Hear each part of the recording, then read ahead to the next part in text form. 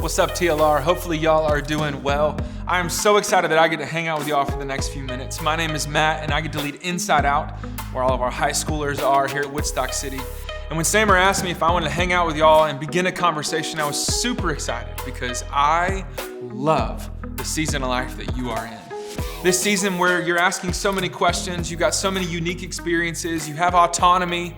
Maybe even for some of you, for the first time in your life, you're getting to determine the regimen of your schedule. And as you navigate faith through the lens of everything else you're going through, I think right now is such a pivotal time in your life. I actually believe in it so much that I like to read about it. I would consider me to be on the leading edge of our generation, and I love to learn about our generation and the one behind us and what our world is like in comparison to previous generations. How do we navigate this to be the best possible that we can? I mean, that's at least something that I want. I want a better life. I want to find the best possible life, and I want to strive after that. And I would imagine that all of us would say the same. So what I want to talk to you about today is really a question of something that's come under attack that has to do with us having the best possible life.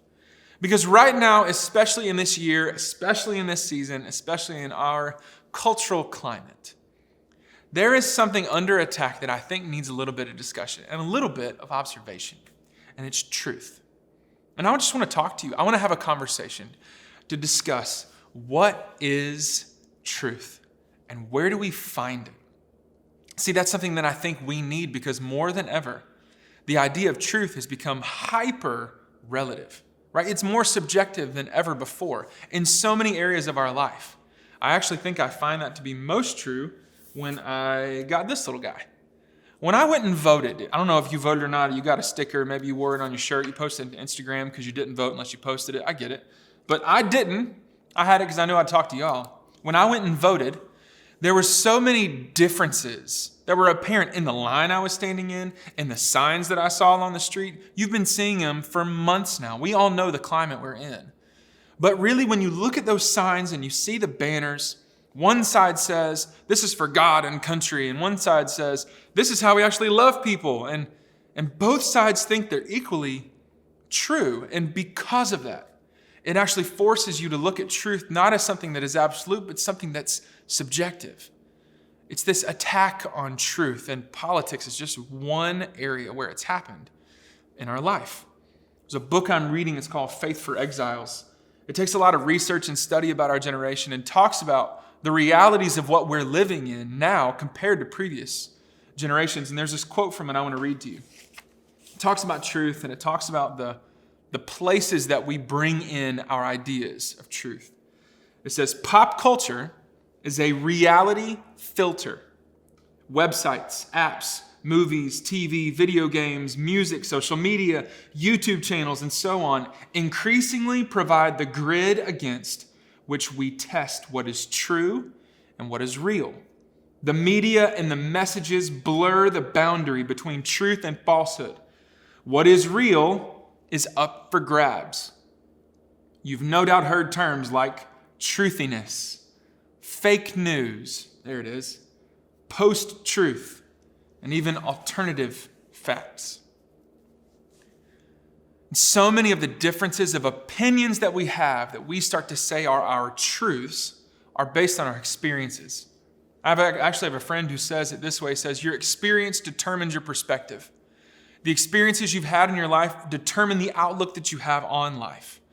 So what neighborhood you grew up in, what socioeconomic climate you grew up in, how much affluence your family had, what school you go to, what high school you went to, who your friends are, what friends rejected you, what relationship you were in.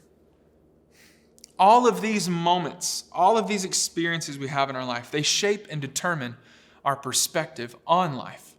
They determine our perspective on politics. They determine our perspective on our future, on the decisions that we're going to make, on what we believe is best, and on what we think our friends should be doing that is best, because we all want to find the best possible life. So if your experiences determine your perspective in every facet of life, the question is, should it in your faith? Should your experiences determine your perspective of what is true in your faith? And maybe that's even something that you should think about right now. Whether you're by yourself, you're with your small group, maybe you even push pause in the video and ask that question. How do you determine what is true in your life? What sources influence you the most? And in our faith, is that even something that we should be doing? Because if you look around, if you're anything like me, I'm tired of the division. It's exhausting. I watched the first presidential debate and I had it on with the volume for less than 3 minutes before my wife was like, you got to turn it off. I can't. That hurts my ears. There's so much division. There's so much animosity. And when it comes to our faith, what does that mean for us? Well, we actually have this example of what it looks like. See, Paul, when he was establishing the church and spreading the church and spreading out to people what it looked like to follow Jesus, when he was sharing the good news of the gospel, he wrote a letter to the church in Galatia. There's a bunch of people just like me and you, trying to figure out how to live the best possible life and what that means in terms of our faith. And in the first chapter of Galatians, he opens up by saying who he is and why he's writing, but then he goes in verse 6 and he gives this little dissertation into something that I think matters for us. Look what he says in verse 6. He says, I am astonished, strong word, that you are so quickly deserting him who called you in the grace of Christ and are turning to a different gospel. So this entire letter to the church in Galatia, the book of Galatians, is actually a letter talking about division. It's Paul saying, there's a gospel, there's a truth we have, this person who's called us into reconciliation with God through the grace of his work. His name is Jesus. Why have you become so divided by a different gospel? Why are you believing different things? Well, what is it that they were believing? If you carry on through the rest of Galatians, you'll see that the division happening in the church, it didn't have to do with necessarily what they believed about Jesus. It had to do with what they believed about everyone around them. Because in chapter 2, they start to talk about circumcision. Now, circumcision is an ethnic issue because it would have separated the Jews and the Gentiles. And the Jews thought that the Gentiles couldn't have this salvation through Jesus. This gospel wasn't for them, but Paul says his entire reason why he's here is to proclaim to the Gentiles, the non-Jews, that no, Jesus died for you as well. So there's division in the church, and Paul's saying, what are we doing? Why is this happening? He says, not that there is even another gospel, but there are some of you who there are some people who trouble you and want to distort the gospel of Jesus. And this is so telling because he is the spokesman. He says, but even if we or an angel from heaven should preach to you a gospel that's contrary to the one that we already preached to you about Jesus, then let that person be cursed. As we've said before, I'll say it again. So now, anything or anyone that is preaching to you a gospel contrary to the one that you received, let him be cursed. Paul is serious in his accusation here. Because really what he's saying is, truth is under attack. Truth is under attack for their faith. Truth is under attack in their community. Truth is under attack in the way that they choose to live.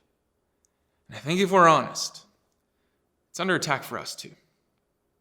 And so why have we so quickly deserted what may be truth for us for some different version of a gospel?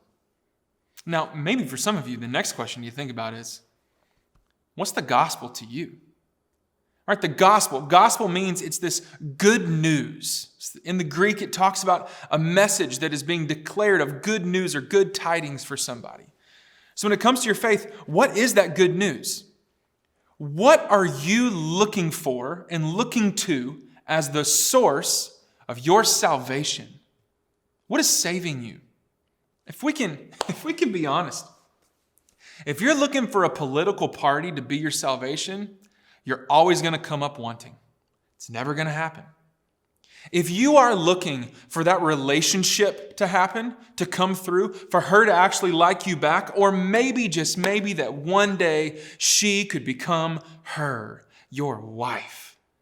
Or maybe for you, the idea of salvation, of what you need to live that best possible life. Maybe it exists in the job that you want to get after college. Maybe it exists in being included in a community somewhere. Maybe it exists in having enough money, having enough clothes, having enough reputation, having enough of something in our society. We so quickly desert what we would maybe believe is truth of salvation, of what we need for all these other things.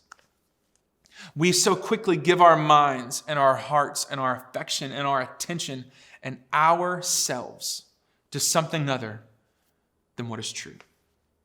I don't know what that is for you. Maybe for some of you in this season, you have allowed yourself to feel so divisive with people who believe differently than you, ideologically, that you try to actually stuff out the things that they would believe. I think regardless of the division that you may feel, regardless of the places where you may have chosen to find your identity, to find your salvation, to find your gospel, all of us need to understand that truth cannot be relative. It can't. By definition, philosophically, logically, truth cannot be relative. Truth has to have some absolutes. Because see, truth is like a foundation. Truth is like the soil. Regardless of whatever grows, it all grows out of the soil. And so whatever it is that you determine to be truth for you will set you on a path and a trajectory that can go any number of ways based on what it is that you determine to be true. If your experiences determine your perspective and you've allowed your perspective on life to be your truth, then all of a sudden you're going to look at people with different perspectives and see them as wrong. But they could be doing the exact same thing. See, what it sets up for us is this incredibly difficult climate that I call cultural fascism. Because what we've done, if we're not careful, is we have looked at people who believe differently than us. We've looked at people who act differently than us. We've looked at people who live differently than us. And we don't say, yeah, that's wrong. We say, no, that's bad. Not only are you wrong if you don't believe what I believe, but you've become somehow inherently bad. This cancel culture we've created and that we're living in, and that it's so easy to just automatically write someone off because they've done something wrong. It is anti-gospel. Because if anybody ever deserved to be canceled, it was you. Because God could have looked at you and said, no, you've done too much. Those thoughts you had about that person that weren't pure and weren't okay, and they were for your advantage by taking advantage of them, nope. I can't go do anything with them anymore. They're done. We're the ones, all of us, who deserve to be canceled. And yet God looked at us and said, here's this free gift of grace that I'm going to give you. You don't have to try to strive to come to heaven anymore. I'm going to bring heaven to you so that when you choose to seek repentance and ask for forgiveness from Jesus, He gives it to you in droves and it can never run out. It's called grace. That's called salvation, and we don't deserve it. And if I allow my perspectives to become my truth, all of a sudden, someone else who doesn't deserve my love, my attention, my grace, I write them off and I live an anti-gospel life. See, the reason why this matters so much for us is because the way we treat others is actually the command that Jesus gives to us. In John 13:34, He says, there is a new command I give you. It's not to follow all the rules and follow all the laws and be bound to all those things. Here's the new command. It's all of that summed up into one thing, that you would love one another the way that I have loved you. And when you should have been canceled, Jesus said, nope, I'm going to redeem that. When you should have been written off and forgotten, Jesus said, no, because you're so worth loving. I'm going to do everything I can so that you don't have to. That's how we're called to live with others. but it requires us to realize, why do we believe the things we believe? Are we allowing our experiences to determine our perspectives to the point that it's actually shaping our truth? Are we creating for ourselves a different gospel? Or are we following the mark that Jesus would have for us to say we're supposed to love one another just as he has loved us? And maybe one of the things that you need to understand is that culture is set up to be against you finding truth. Here's what I mean. I watched a Q&A one time with this guy named Rabbi Zacharias. And somebody asked him this really tough question that had a lot of cultural implications. It's like, how should we respond as followers of Jesus to blank? And Rabbi didn't even answer the question. He didn't even answer it directly. Instead, he talked about culture. He said, in history, throughout human history and human civilization, there are only 3 types of culture. Only 3 can exist. And he said, the first one is a theonomous culture. It's a culture, theos, meaning God, onomos, meaning law, so a God-ordained law. In other words, God determines what is right and wrong. God determines what is true and what is false. He looked at the person and said, do we live in a theonomous culture? And they said, no. No, we don't. Now, we may have liked to think that we have in the past, but right now, let's look around. We don't. I said, okay. The second type of culture is a heteronomous culture. Hetero meaning other, nomos, law. And so someone else determines the law of what is right and wrong, what is true, what is false for everybody else. You see this a lot of times in tribal influences. You see this a lot of times in dictatorships. You could even argue that this happens a lot within the Roman Catholic Church sometimes. A heteronomous culture, someone else determining what is right and wrong for everybody else. Do we live in that type of a culture? And the person said, no, we don't. I said, okay, then the third type of culture is an autonomous culture. Auto, meaning self, nomos, law, that I determine what is right and what is wrong and what is true and what is false for myself.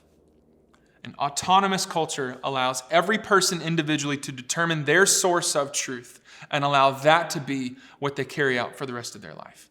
And he said, do we live in an autonomous culture? And the person said, yes. He said, the problem with an autonomous culture is it cannot exist. It will always fall in on itself. Because here's what happens. I believe something based on my experiences that has determined my perspective, that I've allowed to inform my truth. I believe that. And someone else has a completely different experience with totally different perspectives. And they believe something else. I can't allow their truth to be something when it's combative to my truth. Because what happens? We end up putting picket signs in the ground with slogans of Republican or Democratic parties. We end up looking at people who don't look like us, or don't follow the same thing as us, or who didn't cancel the person that we decided to cancel. And we say, no, you can't do that. That's wrong. An autonomous culture always becomes a heteronomous culture because we can't allow truth to be relative, because it's not. Truth has come under attack in our country. Truth has come under attack in our culture. And truth has come under attack in our faith. And what Paul says is, don't be divided by some different gospel of what is true. You want to know what's true for you?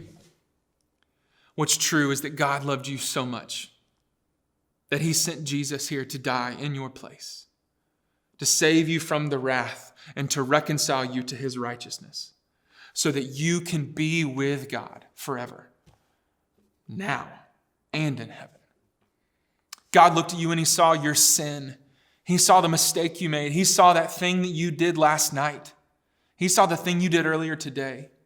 He saw the mistakes that you're going to make with that person that you're dating. He saw the anger that you're going to have one day towards that person who wronged you. He looked at all these moments of your life, all the sin that you've done, and he said, but I love you way too much, and so I'm going to do whatever I can to fill in this gap so that you can be with me. That's true. And if that's true, And if Jesus is who we say Jesus is, that he's the Son of God who died on the cross in your place and rose from the dead 3 days later, then that means we have to follow what he says. If Jesus is real, then what he says is true. And so now all of a sudden, our foundation for truth becomes this. Not my experiences, not my perspectives, not my political leanings, not even my empathy. Truth becomes this. And while we don't live in a theonomous culture, we, as followers of Jesus, have to allow ourselves to become theonomous internally. We have to allow ourselves to say, God, I don't know how to do this. This doesn't make sense even, but you say it's what I'm supposed to do. So I'm going to learn what it says in here, and I'm not going to bend it to whatever I think I want it to be. I'm going to figure out what it means for me in here, in context of what actually happened when it was written, so that I can find the best possible life, because that's what you want for me. Again, what is true? What's true is that Jesus said you have an enemy who's come to steal and to kill and destroy, and who wants to divide more than anything else. But Jesus says, but I have come that you may have life, and not just any ordinary life, but life to the full. And so what he wants for us, and what Paul is fighting for, and what I am begging you to find, is unity. Now, unity does not mean uniformity. We don't all need to look the same. Thank God we don't look the same. We don't need the same experiences. We don't need the same perspectives. But we can choose to unite around a truth for us in our faith that allows us to find unity, even when uniformity is the thing that we need the least. We need our differences. We need our cultures.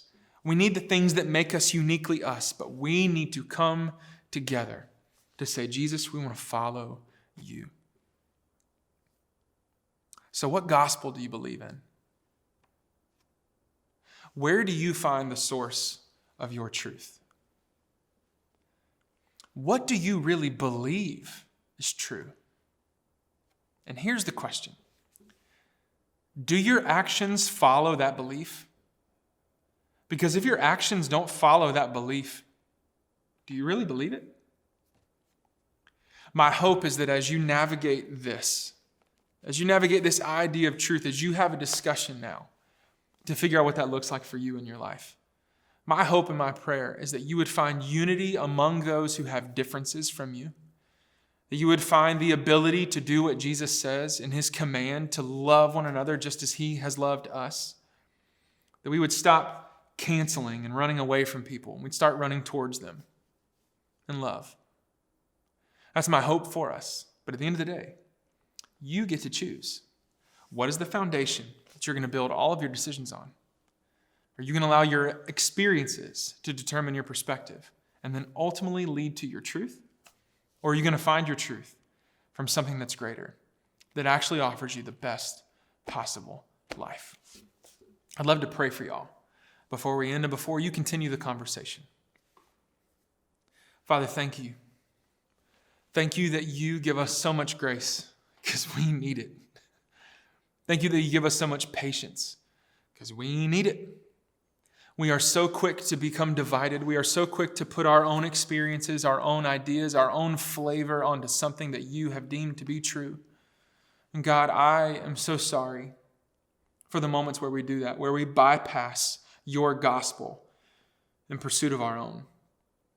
So, Father, I pray that anyone who right now, as they're listening, would feel and understand and know that they need to come back to your truth for the foundation of their life. God, I pray that you would give so much mercy and grace, that you would flood them with so much kindness and love and joy, that you would allow them to understand that your desire is to take our pain, our shame, and our guilt and replace it with your love, your joy, and your peace. So, Father, I pray that you would do that in this generation, that you would allow us to find truth and to allow that truth to be our anchor, be our foundation. It would be our soil where every decision would grow from that, and allow that truth to be you. So thank you for loving us first. We love you right back. It's in Jesus' name we pray. Amen. TLR, I love you. Samer loves you. This whole team loves you. We love the fact that you are together and that we're together in this. So hopefully this was inspiring to you today. My hope is that you continue not just to ask the questions that may have been given to you or that I even asked. Ask your own questions as you get to own your faith. Follow us at the Living Room Woodstock for more updates of what's going on at TLR, and we hope to see you real soon.